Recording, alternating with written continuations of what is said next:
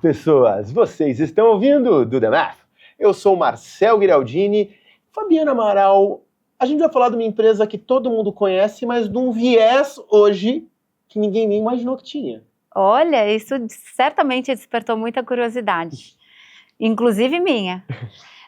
E para isso a gente está aqui com um convidado, Marcelo Queiroz, Head de Inovação em Produtos de Identidade Antifraude da Serasa Experience. Marcelo, é um prazer te receber aqui no Do The Math. Prazer é o meu. Bom que a gente possa dividir um pouco aqui vários assuntos interessantes desse mercado. Tenho certeza. Para a gente colocar todo mundo na mesma página, porque o Marcelo bem mencionou, né? Serasa, todo mundo já ouviu, mas certamente tem muito mais do que às vezes a pessoa conhece. Conta um pouco para a gente. Quem é a Serasa Experience? A Serasa Experience é uma empresa que tem uma história gigante no Brasil, mais de 60 anos, mas realmente a maior parte das pessoas conhecem a Serasa da negativação, do crédito, mas a Serasa Experience é, na verdade, um conglomerado, onde a gente tem várias unidades de negócio diferentes. Óbvio, a parte de crédito também é importante, mas a gente tem unidades como a unidade onde eu trabalho, que é responsável, por exemplo, por desenvolver soluções de identidade, autenticação, antifraude. A gente também tem áreas focadas em PME, áreas focadas em solução de market service. Então, na verdade, de fato, é um conglomerado onde a gente tem várias soluções diferentes, onde a gente usa dados e tecnologia para entregar diversas soluções para a sociedade. Bem mais do que provavelmente cada um conhece hoje. Espero que a gente ajude aqui as pessoas a entenderem um pouco mais o que a gente faz quando a gente colabora com a sociedade. Antes da gente entrar, porque eu tô mega curioso em inovação em antifraude, mas assim, inovação em produtos de antifraude, a gente tá falando que você tá trabalhando num dos mercados que eu não sei se todo mundo tem noção, que é um dos maiores mercados do Brasil, né? Porque o Brasil é um dos mercados onde mais acontece fraude. Exato. Nós somos líderes nisso. Portanto, o mercado para coibi-las também é um dos maiores do mundo. Me explica um pouquinho a tua formação, a tua carreira, para quem se interessar, porque não existe uma faculdade de antifraude, ninguém entra né? Deixa eu abrir aqui curso de antifraude. Como é que tu chegou nessa cadeira? Realmente não tem cursos. Hoje eu tenho alguns cursos de qualificação, mas de formação base não existem. A minha formação é muito diversa, mas tem uma base em matemática, então eu formei em matemática, análise de sistemas, fui para gestão de projetos, depois negócio, mais recentemente entrando em avaliações efetivamente de formações mais para gestão de inovação, desenvolvimento de novos produtos. Mas eu caí dentro do mercado de antifraude em dois momentos. Primeiro, eu trabalhei numa empresa de soluções de compliance e gestão, que era uma empresa canadense, e mais recentemente, em 2019, eu entrei numa empresa chamada ClearSale, que foi adquirida pela Serasa Experience, especializada em transações, em antifraude para transações de e-commerce. E aí entrei neste mercado. E realmente não existe uma formação. O que acontece muito é quem tem capacidade analítica de analisar dados com formações distintas, capacidade de correlação, identificação de comportamentos ou novos modus operandi, que a gente chama de fraude, ou qualquer modus operandi de algum tipo de golpe, tem um mercado realmente gigante para poder trabalhar. Porque, na verdade, quando a gente fala de fraude, de fato, o Brasil é um dos países mais arriscados do mundo, em termos de quantidade de fraudes e golpes, mas não somente em quantidade, mas em sofisticação desses golpes, em especial usando engenharia social. E quando a gente compara isso, a Serasa Experience é uma empresa global, né? Então a Experience é uma empresa britânica que comprou a operação da Serasa há dezenas de anos atrás. Quando a gente compara isso com outras geografias da própria Experience, a gente percebe como de fato aqui existe uma especialização para a fraude, para o fraudador, para o golpista. E isso faz com que a gente tenha que desenvolver muitas tecnologias e processos para combater esse tipo de fraude. Então aqui é o melhor lugar do mundo para se aprender a combater fraudes. E um pouco o que a gente está fazendo agora, inclusive nessa visão da Experience, com esse nível de especialização que a gente está fazendo aqui, exportando essas tecnologias e isso para o mundo inteiro. Marcelo, o fraudador inova, aí tem que inovar no antifraude. Olha que curioso isso, né? Usar a palavra sofisticação junto com fraude, né? Marcelo, Conta para nós, porque você está já há algum tempo nesse mercado, o que você enxerga que mudou no perfil das fraudes agora, quando a gente fala de inteligência artificial, a parte de perfis sintéticos, tudo que está à disposição, porque isso evoluiu tão rápido quanto todas as tecnologias que a gente tem novo. Como que é isso? Eu acho que assim, a fraude tem uma característica que é um pouco complicada, que é a capacidade dos fraudadores absorverem novas tecnologias. Então, assim, essa evolução tecnológica sempre aconteceu. Então, já existiam fraudes feitas com processos em papel e processos mais simples, e conforme a tecnologia foi evoluindo, essas fraudes foram se sofisticando, com a capacidade dos fraudadores e golpistas de usarem tecnologias para implementar fraudes. Mas quando a gente olha a característica de uma forma geral, em especial, eu acho que no Brasil, tem aplicação de tecnologia, mas tem aplicação de tecnologia associado à engenharia social, né? Então não é só a tecnologia, mas a gente brinca, não é só a máquina, mas eles entram na mente das pessoas, né? Então eles acabam aproveitando para arquitetar golpes através de engenharia social. O que acontece agora é que com esse cenário de muita tecnologia disponível e os fluxos de engenharia social sendo cada vez mais sofisticados, com o advento da inteligência artificial generativa, que todo mundo deu esse boom quando descobriu ela olhando o ChatGPT, mas que na verdade quando a gente olha esses conceitos de IA generativa e outras IAs, né, a gente já usa IA, tanto os fraudadores usam como a gente já usa IA há muito tempo. Na verdade, desde o início a gente já tinha que usar modelos de inteligência artificial preditiva para poder juntar informações, enxergar sinais em pouquíssimo espaço de tempo, identificar se realmente é o Marcelo que está fazendo uma compra no e-commerce ou se é alguém que está usando os dados do cartão dele. Mas quando a gente chega em IA generativa, o que acontece é que a sofisticação, por isso eu gosto dessa palavra, porque realmente a gente está, talvez seja o melhor termo, a gente está indo para o caminho de alta sofisticação na capacidade de execução de fraudes e golpes. Por quê? Hoje, a gente faz algumas simulações, mostra em algumas apresentações, existem tecnologias disponíveis para eu bater uma foto sua, pegar essa foto, e uma tecnologia disponível, conseguir mapear ela e colocar ela no meu lugar, num wireframe de um vídeo. Então eu simulo isso usando tecnologias que estão disponíveis. Então, se eu tenho esse tipo de tecnologia, que eu consigo fazer essa associação de vídeo, e junto com isso, com a capacidade de engenharia social dos fraudadores, o poder de persuasão e de executar efetivamente um ataque, ele é muito grande. Então a gente realmente agora entrou num cenário onde a gente tem que aplicar não somente tecnologia, mas em especial capacidade de monitoramento de vários sinais diferentes de dados para conseguir correlacionar isso e identificar esse tipo de fraude que é altamente sofisticada.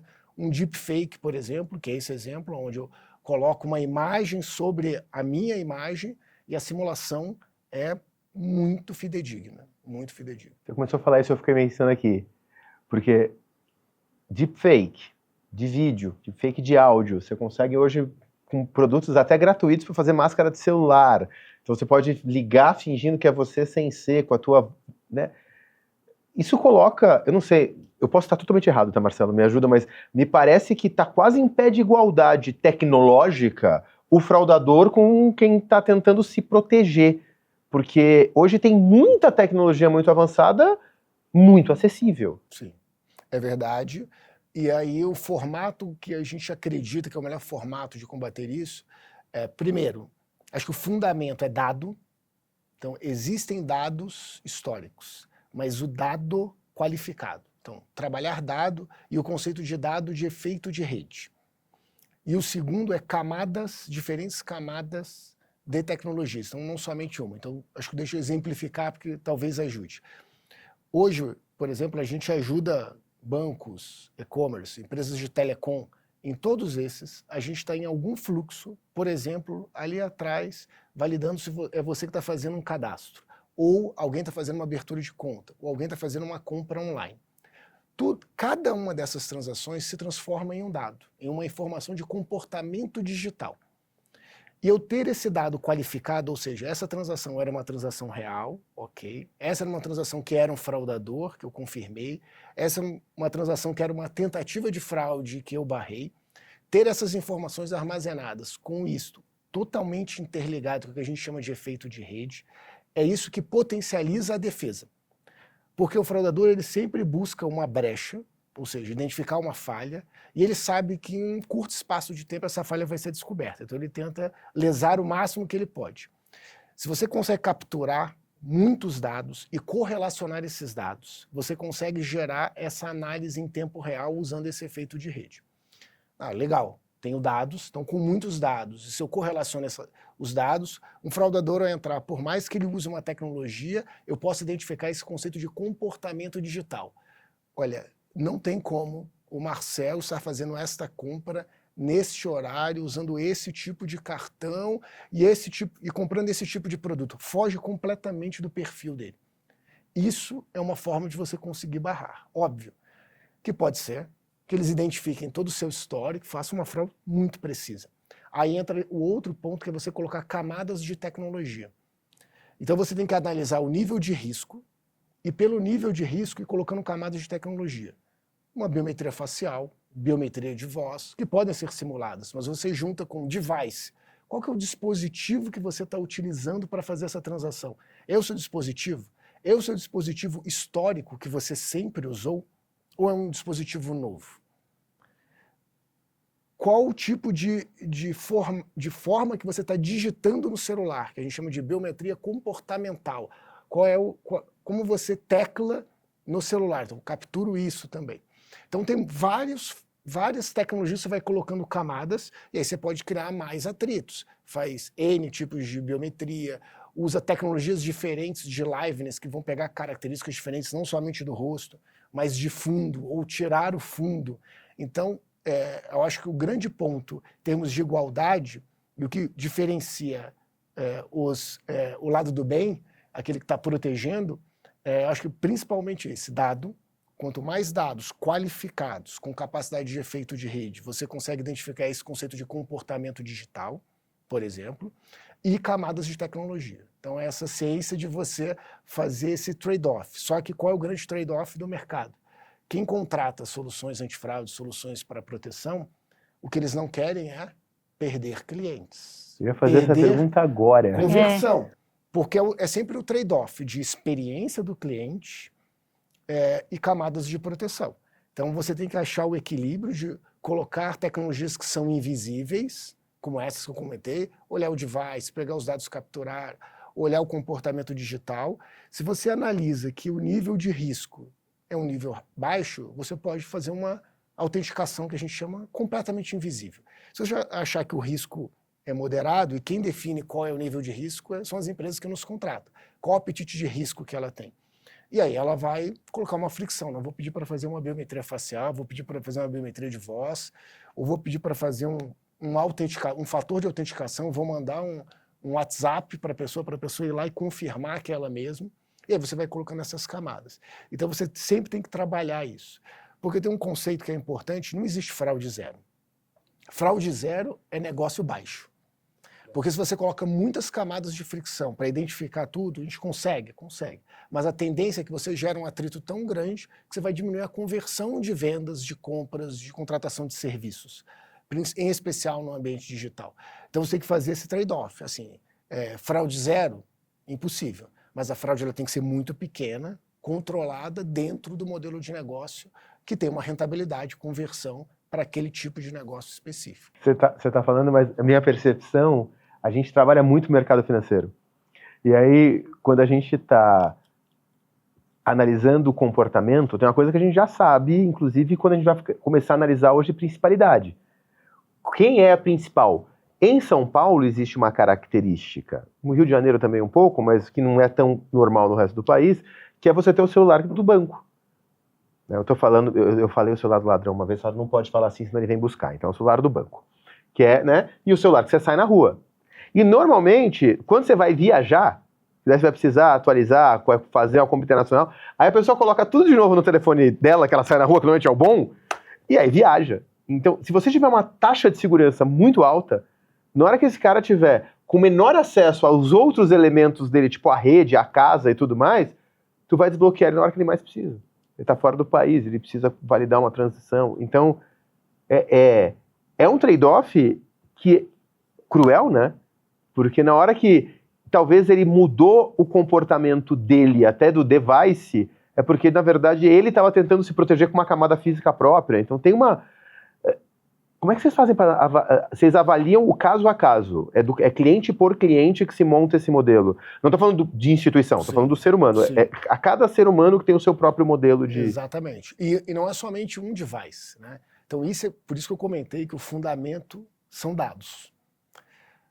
Se eu tenho o histórico do Marcel, qual é o celular que você usa para o banco A, para o banco B, aonde você faz uma compra, aonde você habilita um serviço numa empresa de telecom, onde você pede uma comida num aplicativo de delivery. Essas informações, a gente está por trás de quase todas essas empresas, ajudando essas empresas. Então a gente coleta esses dados, e sempre com este viés, né? Então dentro da unidade de negócios, que a gente chama de IDNF, né, de Identidade e Prevenção à Fraude, o nosso foco é este. Análise de risco para identidade, autenticação e prevenção à fraude. Então a gente tem a prerrogativa de usar os dados com esta finalidade, né? Inclusive está dentro do que se chama do arcabouço da LGPD, da Lei Geral de Proteção de Dados, do legítimo interesse. E com isto, a gente consegue ter todas essas informações. Então, se você tem 2 celulares, provavelmente eu sei que você tem 2 celulares. No nosso Data Lake, eu tenho essa informação. E se você usa um celular mais para fazer compras numa determinada geolocalização e é aquele que você usa mais para internacional, a gente também vai ter essa informação da geolocalização. Então a gente usa, por exemplo, eu não tinha citado geolocalização, não é só o dispositivo como você usa, é aonde você usa, para que tipo de serviço você usa. Por isso que a análise de antifraude são modelos, aí eu falei de IA, a gente trabalha com IA há muito tempo. Porque olha a quantidade de variáveis que a gente tem que coletar e processar, né? Então a gente chama isso de modelos de risco. Então a gente constrói modelos de risco, são modelos estatísticos, uma fórmula matemática gigantesca, faz regressão, um monte de coisa, eu vou entrar no tecnês, mas você consegue juntar, por exemplo, a gente tem modelos que leem mais de 8.000 variáveis diferentes. Correlacionam, algumas dessas variáveis, elas usam ou não, já utilizando o IA, já pegando o IA para saber qual é a variável, e a gente tem o conceito de variáveis dinâmicas. Eu tenho variáveis que elas vão mudando o peso dela, ou seja, eu dou mais valor ou dou menos valor para essa variável na hora que eu tenho que analisar o risco. De forma totalmente dinâmica, dependendo do contexto que eu estou, do tipo da transação, usando qual aparelho, para qual tipo de serviço, e também se está tendo algum ataque ou não. Como eu tenho esse conceito de efeito de rede, eu identifico que está tendo um ataque para um determinado público, usando o cartão em tal tipo de serviço. Se eu já identifiquei o ataque, isso alimenta, e essa variável, que a gente chama de variável dinâmica, ela já muda o peso dela, e isso muda o modelo de risco, e aí eu vou ser mais restritivo ou não por um determinado serviço. Então, essa ciência de processar milhões de informações, conseguir correlacionar essas informações, fazer essas análises, e a partir disso ir colocando essas camadas de tecnologia. Um pouco mais de camada, um pouco de menos, para poder fazer esse trade-off de experiência do cliente. Marcelo, você falou ali de engenharia social e você deu uma aula aqui sobre tudo que vocês fazem quando a gente olha na parte de dados, a parte técnica, etc. E tem um movimento que a gente vê muito grande das empresas também, no sentido de educar a população para que ele saiba que, olha, essa instituição não pede, não te liga, tem uma série de mensagens ali, né? E ainda tem uma questão que vocês conversando me veio à mente, que assim, a gente saiu de um modelo onde era só aquela coisa, tipo, prove que você não é um robô, que era, tá, escolha aqui o quadradinho, a letra, clica o que quer que seja. Letra, o gatinho, sem o gatinho, não. Exato. Para, às vezes, coisas que tem mais fricção, como você mencionou, seja ali na facial, enfim, algum outro, autenticação, outro device e toda essa questão. Na sua visão, as pessoas hoje, até pela tecnologia ter um alcance muito maior, elas estão mais conscientes e tolerantes a essa fricção? Ou, porque eu vi você falando, as empresas ela têm que medir né, o apetite a risco dela de também, vou defender demais, mas isso impacta na experiência. Na sua visão, assim, as pessoas elas estão mais tolerantes a passar por essas etapas porque elas estão mais conscientes ou você acha que ainda não? Essa é uma ótima pergunta e eu acho que a resposta ela não é binária, ela é sim e não. Por quê? Me explicar. Eu acho que sim, as pessoas estão mais conscientes pelos dois lados, pelo problema, porque várias vêm enfrentando problemas de fraude, de golpes, e aí se cria a consciência que é gerada pelo lado negativo, pela experiência negativa, mas também existem vários programas, inclusive grandes bancos, hoje fazem propaganda em horário nobre, falando sobre isso. Então, acho que existe sim tem uma melhora em termos de conhecimento sobre o assunto, mas do outro lado, de maturidade em relação a o que ela deve fazer, qual tipo de tecnologia, segundo fator de autenticação no aplicativo de mensagem, ainda o nível de maturidade ainda é baixo. Então, acho que existe uma conscientização maior, mas pouca ainda maturidade de aplicar essas regras básicas e entender todo esse contexto da fraude. Então, acho que ele e aí, do outro lado, por exemplo, biometria facial é algo que as pessoas já estão acostumadas, de fato. Então, as pessoas vão e olham para fazer uma transferência de R$100 ou fazer um Pix de R$15, às vezes eu tenho que fazer uma biometria, o que na minha visão, é um absurdo, esse nível de fricção. E aí, então, estão acostumadas, mas se você vai para um serviço, por exemplo, estou viajando no exterior, tenho que fazer uma autenticação, quero fazer uma transferência. O cara falou, vai pedir minha biometria? Eu tenho um histórico gigante com essa instituição, como que ela não sabe isso? Deveria saber. Então, também aceita, mas tem uma relação um pouco... Então, acho que é um sim e não. E eu acho que vai ser sempre esse equilíbrio, né? O que eu aceito de fricção e o que atrapalha a minha jornada. E por isso que eu acho que saber colocar isso, fazer essa análise por contexto de risco faz diferença. Porque se, por exemplo, eu viajei para o exterior, mas eu troquei o meu celular no exterior, comprei um outro, acabei de trocar o chip, fui lá e habilitei. Se me pedirem uma autenticação, eu vou ficar satisfeito. Falei assim, legal, eu troquei de celular, realmente um celular, que eu nunca usei, o cara está pedindo autenticação, se eu pedir 3 autenticações, eu vou ficar feliz porque eu sei que estão me protegendo. Agora, se eu estou transferindo para minha esposa, às 8 horas da noite, um Pix de R$1.000, e que eu faço todo mês ou toda semana, e vai me pedir uma biometria, ele já sabe, eu estou no aplicativo, estou no meu local, num local seguro, a minha residência, usando meu dispositivo, sou eu usando com a minha mão direita, que eu sempre uso na mão direita, não na mão esquerda. Por que ele está me pedindo essa autenticação de novo? Então, acho que vai ser sempre essa questão, vai ficar sempre... Esse trade-off, ele faz parte. E tem horas que a gente tipo entende, mas não gosta. Entende, mas não gosta. Eu tava em Madrid e a gente participou do Web Summit em Lisboa. E aí eu desliguei o telefone em Madrid, peguei o avião, fui para Lisboa e só fui ligar o telefone de novo, esqueci de desligar no aeroporto. Provavelmente isso ele não pegou, porque eu, né? Só fui ligar dentro do stand na hora que eu tinha que pagar eu não sei o que eu tinha que pagar. Eu tinha que pagar alguma coisa naquele momento. E o Lucas estava lá, o Lucas me salvou, porque eu não consegui. Eu tentei passar o meu cartão, não pode. Daí, então tá, então...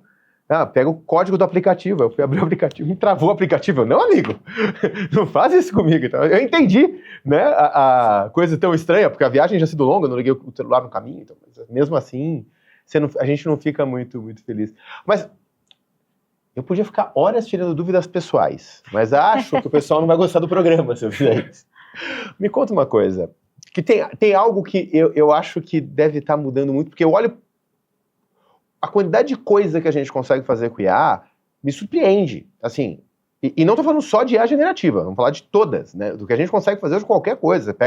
Você pega um modelo de Data Factory pronto no Azure ou no AWS, e você consegue interpretar a Big Data absurdo. Então, O que é hoje os principais vetores, não sei se é assim que a gente fala, mas o que seriam as principais preocupações de ataques que vocês têm hoje? Acho que quando a gente olha ataques, assim, a gente for olhar as formas de ataque, basicamente a gente tem 3 grandes formas de ataque.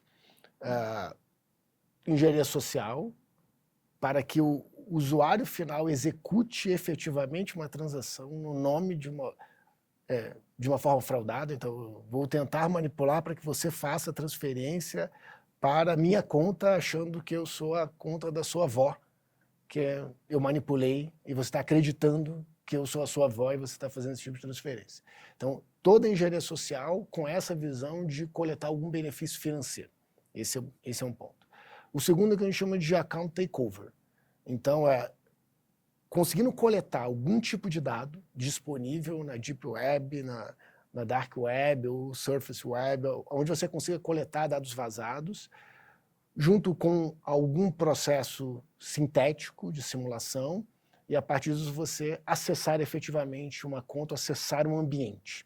Então esse acessar em nome da pessoa a partir de dados que ele conseguiu, de repente vazou Dark Web, esse tipo de coisa. Com dados combinados, e a partir disso ele assume aquela conta que a gente chama account takeover. Então ele tem acesso e a partir dali ele vai fazer o que ele puder dentro daquele ambiente. Pode ser uma conta de um banco, pode ser uma conta de um telecom, enfim, pode ser qualquer... Vou fazer uma publicidade pro Serasa, então. Quem quiser, quem ficou com medo, volta alguns programas, a gente põe aqui embaixo qual foi que a gente gravou do aplicativo do Serasa. Sim. Lá na Febraban, que tem monitoramento, inclusive, de dados de Deep Web, né? Exatamente. Porque eu baixei depois da Febraban, depois do programa, eu fui lá e paguei. Tem essa parte. Fiz a publicidade pra vocês, agora pode seguir. Boa, muito bom. Então, é bom que é simples de entender. O importante é isso, tem que ser simples de entender para poder ter o benefício para o usuário final. E o último que eu acho que são processos de, usando os dados, ao invés de você assumir uma conta, é você executar uma contratação, uma solicitação de serviço com parte daqueles dados. Que pode ser, por exemplo, uma transação no e-commerce. Então, eu capturei os seus dados de cartão que estão vazados, eu não vou acessar um ambiente, eu vou usar essas informações para executar uma solicitação de serviço ou uma compra. É um pouco diferente o modelo, porque eu não preciso entrar no ambiente, eu uso dados, faço simulação de outras informações, uso um conjunto de dados e vou tentar o máximo possível me parecer com aquela pessoa para executar aquele tipo de serviço. Mas se eu bem entendi, assim, a gente está falando de 2 triggers por falta de algo melhor. Um primeiro trigger que é conseguir identificar, por engenharia social. Ele consegue o nome e o telefone de alguém e vai fazer engenharia em cima dessa pessoa para conseguir chegar no que ele quer.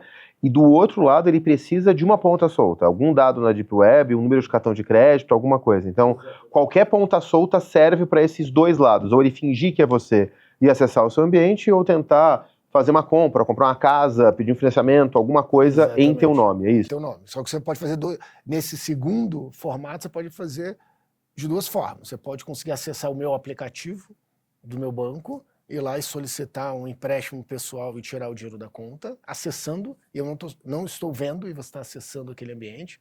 E outra é, usando dados, eu tento fazer uma compra de uma televisão de não sei quantas polegadas para poder entregar no outro endereço, que não é nem o meu endereço, é o endereço do fraudador. Então são formatos diferentes, e um é mais engenharia. Ele vai, por isso que a gente brinca que nesse caso ele está entrando na sua mente, né? Ele não tá fazendo um ataque cibernético, ele está fazendo um ataque digital. Entrando na sua mente, porque você mesmo vai fazer outro dia, você vai falar para o banco, eu transferi errado. Ele falou assim, mas foi você que fez? Foi. Então aí esse é a engenharia social. Você foi induzido. Você foi enganado. Exatamente. Você foi enganado. E aí é muito difícil essa recuperação, né? Diferente quando não foi a pessoa. Sabe que eu tenho uma amiga que ela passou por uma situação dessa, chegou uma televisão na casa dela, porque eu acho que o fraudador não mudou o endereço de entrega, Às entendeu? vezes eles fazem isso. Então fez a compra no nome dela, numa loja grande de eletrônicos, digamos ela gostou assim. Da TV, pelo menos? Chegou a TV no nome dela, não, ela ligou e falou, quero devolver, não comprei isso. Só que não foi no cartão. Não foi no cartão, ficou com ela a TV. Então, entendeu? Esse fraudador não conseguiu amarrar tudo. Ele não fez fluxo completo. Um dos tipos de fraude é esse. você compra, Aham. como se fosse a pessoa comprando, manda entregar na residência. Aí E a aí pessoa vai lá buscar. recebe, e aí ele está sincronizado, vendo que foi entregue. Ele passa depois falando, ó, teve uma entrega, a entrega estava errada, teve uma compra. Aí a pessoa olha, não, tive a compra. Né? Então fica tranquilo que eu vou Que eu estornar. vou buscar. Ele pega a TV e E vai aí embora. pega a TV e vai embora. Não, e o mais Existe esse maluco tipo de é que fraude. assim, não foi nem ela, provavelmente juntou dado de cartão de outra pessoa, ou seja, uma Exatamente. confusão. A gente falou, né, falou aqui de fraudes que tiveram sucesso e a gente sabe que também tem um volume enorme de fraudes que foram bloqueadas. Conta um pouco disso, assim, o que isso revela sobre o padrão de defesa que você tinha mencionado ali no começo em relação a isso no Brasil? Acho que isso mostra que tem muita fraude no Brasil, né? Não somente muita fraude, mas muita tentativa de fraude. E acho que esse é um pouco...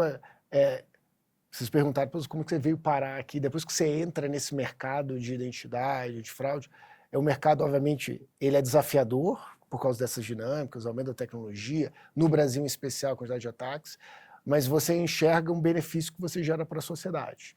Então, se somar as operações, né, a Serasa Experian comprou várias empresas ao longo deste caminho, então a gente tem um portfólio grande de empresas que formam todas as tecnologias que a gente usa e dá essa amplitude de dados que eu comentei, que a gente tem um data lake qualificado realmente gigantesco, com certeza o maior data lake de comportamento digital do Brasil, quem tem é a Serasa Experian.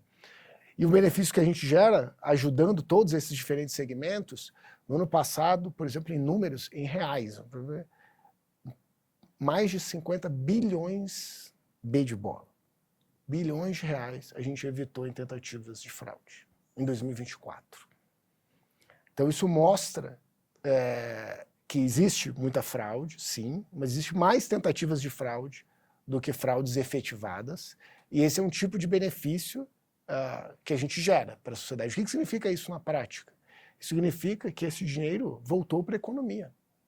Isso gera economia, porque se alguém tentou fazer uma compra e não era ele, ou barrei essa compra, ele vai fazer uma outra compra. Esse dinheiro vai circular na economia, vai voltar para a economia.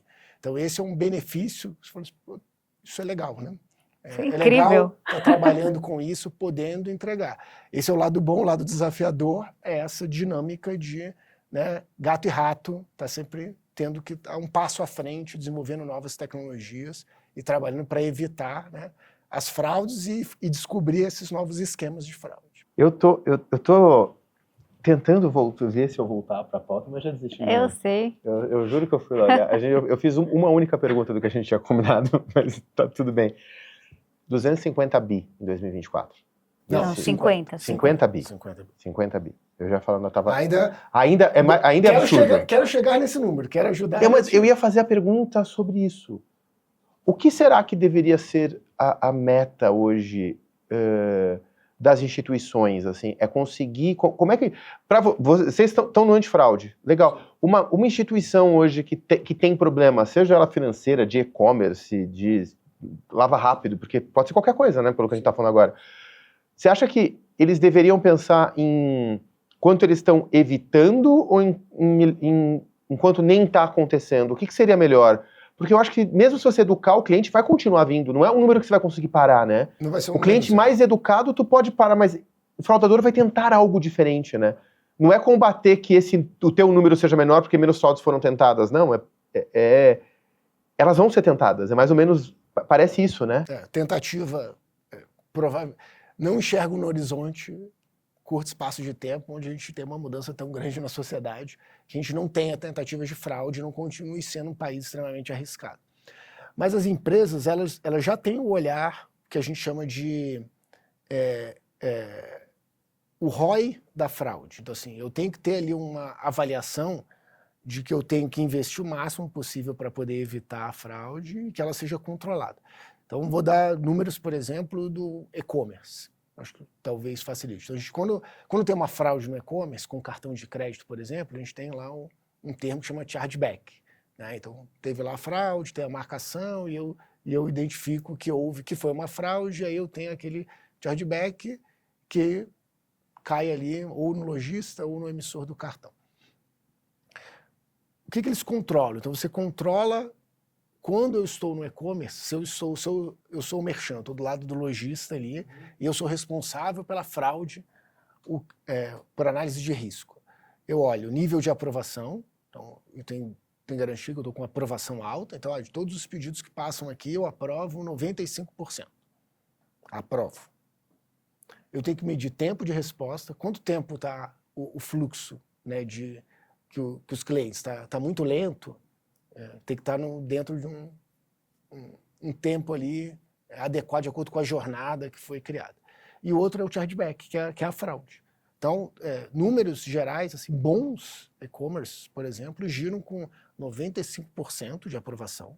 Então, uma parte eu não vou aprovar mesmo, 95%, 97% de aprovação, com chargeback, ou seja, a fraude que vai acontecer, eu aceito que aconteça, de 0,3%, 0,4%.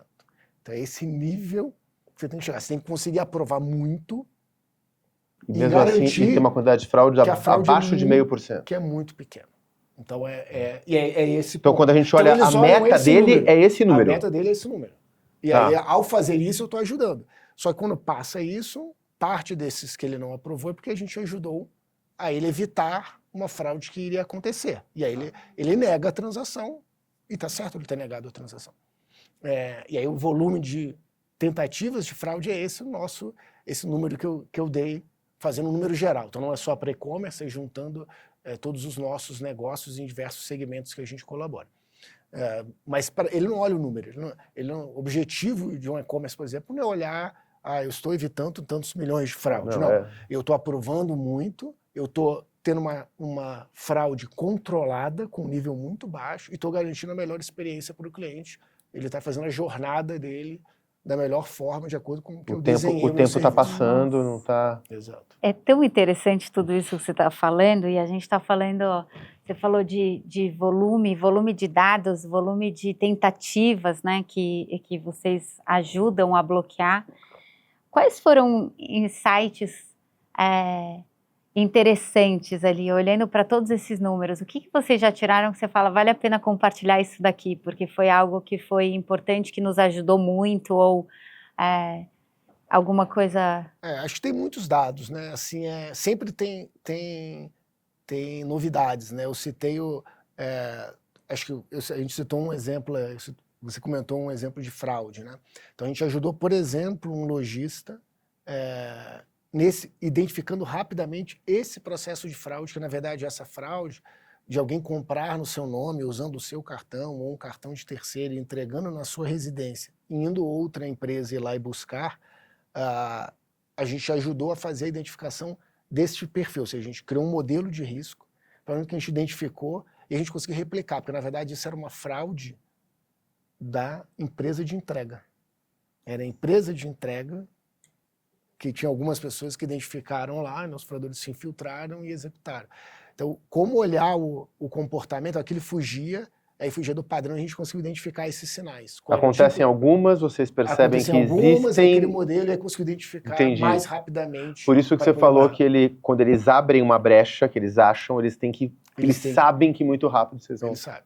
Se tiver uma empresa com tecnologia ajudando, empresas de antifraude, a maior parte do mercado que já tem um nível de maturidade maior usa essas soluções, porque não tem como não usar, dado o nível que a gente tem de risco no mercado. Então, é sempre isso, você tem que identificar, e por isso que o efeito de rede é tão importante. Então, eu acho que o maior aprendizado que eu acho que a gente tem de forma histórica, a gente está dezenas de anos trabalhando com isso, é essa questão de quanto maior for sua capacidade de efeito de rede, muitos dados correlacionados, isso é outra beleza da evolução da IA, quanto a gente já está trabalhando cada vez mais, desenvolvendo LLMs específicos, modelos de linguagem específicos para melhorar a nossa análise, criando SLMs, ou seja, modelos de linguagem especializados ou por segmento ou por empresa. A gente já está evoluindo com isso, porque é isso, você consegue trabalhar mais rápido o efeito de rede, você evita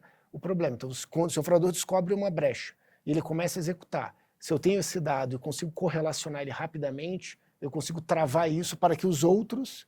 Aquilo aconteceu com 1, 2 lojas, eu já consegui ajudar as demais. Aconteceu um banco, descobriu uma brecha, entrou ali, ele está tentando fazer a mesma com outro. Você já consegue identificar e fecha aquilo. Tá? Ou aplicando uma camada de tecnologia nova, ou mudando o modelo que vai falar, olha, aqui tem um risco alto, decida o que você quer fazer, segue ou não segue. Eu tinha uma única anotação que eu queria perguntar para ele, que era sobre o Serasa PES. Não vamos deixar acabar. O que é o Serasa PES mesmo? O Serasa PES, eu tenho um carinho especial pelo Serasa PES. Eu brinco, na terça-feira, acho que terça-feira dessa semana, a gente fez um evento para os nossos clientes da unidade de identidade e fraude, que a gente chamou de Beyond Frauds, porque a Serasa Experian comprou várias empresas neste segmento, então a gente comprou empresas especializadas que conhecem dispositivo, identificam lá esse modelo, que tem workflows que se fazem, workflows dinâmicos, e mais recentemente a ClearSale, que tem a maior base de e-commerce do Brasil. E quando a gente foi juntando foi justamente para a gente falar disso tudo, olha, tudo que a gente juntou e a gente está cada vez mais preparado para trabalhar com os nossos clientes. E a gente chamou esse evento de Beyond Fraud. E por que a gente chamou de Beyond Fraud? E aí eu falei que tem esse carinho com o Serasa PES, porque a gente sempre protegeu transações, olhando como eu falei aqui, transações. Agora, um dos formatos de evolução é você começar a proteger mais identidades, fluxos de identificação. Porque um dos formatos para você fortalecer a autenticação, fortalecer fluxos de antifraude, é você garantir na origem que aquela pessoa é ela mesma. Então, se eu passo a ter um identificador, um formato de identificar alguém, que é muito forte, que ajuda eu ter certeza que é aquela pessoa, eu estou um passo à frente. Eu já estou ajudando na autenticação de identidade antes da transação. Então, eu fortaleço o nosso ecossistema de autenticação. E o Serasa PES é isso, ele é um modelo de identidade digital reutilizável. Então, a gente está usando tecnologias muito modernas, usando blockchain para fazer a construção de IDDs, usando formatos credenciais verificáveis, aí é o tequinês, mas conseguindo criar um modelo de identidade que é reutilizável de fato. Ou seja, você consegue criar a sua identidade, ter todas as suas credenciais, seus dados. Eu tenho o meu endereço, e que eu sei que é o meu endereço, ele está aqui registrado, eu consigo controlar ele. Eu tenho meu e-mail, tenho meu celular, tenho meus outros dados, tenho meu cartão tokenizado, está tudo aqui. Eles são meus. E eu autorizo ou não o uso deles em qualquer ambiente. Isso é o Serasa PES. Então, ele é um modelo de identidade digital reutilizável, que nasce para aplicar, por exemplo, para uma abertura de conta num banco, ao invés de ele aplicar lá, colocar lá, preencher, hoje a gente preenche vários campos, faz uma biometria, faz tudo aquilo, eu substituo isso por um identificador reutilizável. Ele coloca o Serasa PES, ao você rodar ali aquela autenticação, eu sei que é você, além de você ter a garantia que a pessoa digitalmente é ela ali, você não precisa preencher mais nada, porque os dados são seus. Você autoriza esses dados. Então, por exemplo, para fazer um cadastro de um banco, você faz 2 cliques. Clicou, fez uma autenticação, passou, todos os seus dados foram preenchidos, você deu consentimento para que isso acontecesse. E você está protegendo a garantia dessa rede numa blockchain, é isso? Numa blockchain. E aí a beleza do Serasa PES isso é o hoje. Isso já está funcionando. Então, a gente já está conversando, implementando com instituições financeiras, com e-commerce, tanto para fazer um cadastro, abrir uma conta, para você solicitar um cartão de crédito. Se já aconteceu isso com vocês, eu já sou cliente do banco. Aí você entra lá no lugar para pedir um cartão, você tem que preencher 10 dados, não é possível. Já me conhece, cliente. Eu sou seu cliente. Isso aí evita isso, por exemplo, você tem os dados já validados, ele preenche tudo. Ou num e-commerce, na hora que hoje você vai fazer uma compra, o que você faz? Preenche seus dados, bota o seu cartão, aí vai lá, pegou o carrinho, aí que você deu ok. Imagina que você não precisa fazer nada disso. Você clica ali num botão Serasa PES, você já tem todos os seus dados qualificados, com um clique já preencheu todos os dados, entregou o seu cartão tokenizado, a compra está feita. Vai chegar na sua casa totalmente autenticado. Isso está autenticando hoje pessoas físicas, nesse exemplo, mas também podem ser para fluxos de pessoa jurídica, né? Um cadastro de uma pessoa jurídica. Mas a evolução, e o Serasa PES é a base para isso, e aí a gente falou muito rápido de inteligência artificial, mas não posso terminar sem deixar de falar isso, porque eu acho que essa é a senhora revolução que está acontecendo agora. Eu falo com vários colegas, então eu não gosto desse termo porque o pessoal não entende, mas assim, participo de algumas comunidades que a gente chama de futuristas, né? O pessoal gosta do termo foresight porque fica mais bonitinho. Mas é isso, ficar olhando tendências, macro-tendências, sinais e entender isso. E é um consenso que a gente está num momento de disrupção gigantesca da sociedade. E isso automaticamente dos negócios, né? Então, agora 2025 é como se fosse os anos 1990 da internet. É 2025 para a inteligência artificial.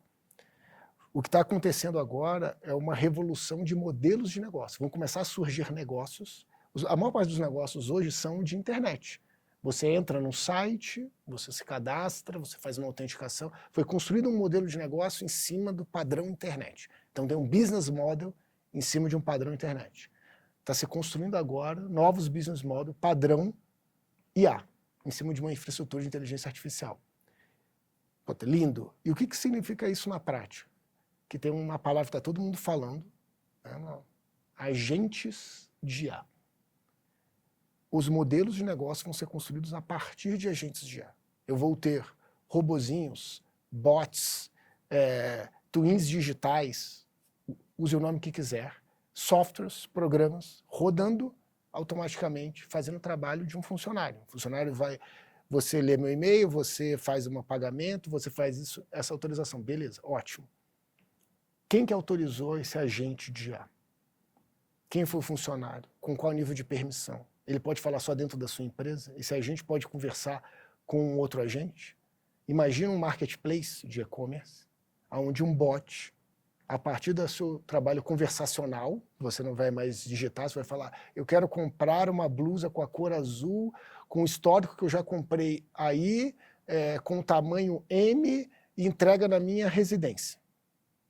E aí, conversacional, o bot vai pegar, vai identificar, vai olhar, vai te mandar um push, você deu ok, o bot chamou um agente já de uma fintech e liquidou o pagamento. Esse bot podia ter feito tudo isso? Podia ter feito tudo isso para você, para o Marcel, para um perfil de cliente? Quem vai autenticar esse agente de IA? Não é mais... Hoje, todos os exemplos que eu citei aqui, a gente está fazendo prevenção à fraude olhando a pessoa, física ou jurídica. Você tem que passar a fazer prevenção à fraude, análise de risco, no universo dos agentes de IA. E aí eu acho que é a beleza, por exemplo, de tecnologias como essa, que a gente não desenvolveu com essa visão, a gente já está trabalhando há 2 anos com isso para lançar o Serasa Pass, não nasceu com a visão dos agentes de IA, mas que encaixa. Porque qual é o dilema ou o problema que você tem com agentes de IA? Eles são programas. São programas que vão rodar, rodar modelos de risco dentro dele. E dependendo se alguém conseguir fraudar, o que provavelmente o agente de IA vai tentar fazer? Alterar os registros anteriores dele, do que ele fez, para que ninguém perceba. Por isso uma blockchain. E aí a blockchain é espetacular para isso, porque ele não vai conseguir fazer. Essa é a beleza da blockchain, ela é imutável. Então gravou, está lá o registro. Pode ser que ele consiga executar uma fraude, mas eu vou conseguir, se eu estiver monitorando a blockchain, identificar rapidamente aquela fraude para poder combater. A gente vai precisar de mais um podcast. Eu já queria falar, vamos pelo menos Know Your Customer e gestão de identidade, eu não tenho dúvida. Precisamos, porque esse a gente vai ter que encerrar, infelizmente. Mas eu tô vendo aqui, mas eu quero falar mais. O Marcelo deve estar querendo. Marcelo, muito obrigada por ter vindo aqui no Dudameth. Foi incrível, muito legal tudo que você compartilhou. Nossa, quanta informação, quanto insight. Esse eu não vou nem perguntar se eu posso. O teu LinkedIn a gente está colocando já aqui na descrição do episódio. Mais alguma rede que você gostaria que as pessoas te procurassem? Acho que em especial o LinkedIn. Acho que lá a gente se conecta super aberto. Adoro falar o tema. Sou apaixonado pelo tanto inovação, tecnologia, mas em especial para esse mercado, porque a gente está fazendo o que eu acho que protege a sociedade. Foi super legal o bate-papo. Também me empolgo falando, porque gosto muito. E aberto, vamos fazer outros. Acho que a gente faz parte de passar conhecimento, ajuda a educar e ajuda a vislumbrar que existem possibilidades.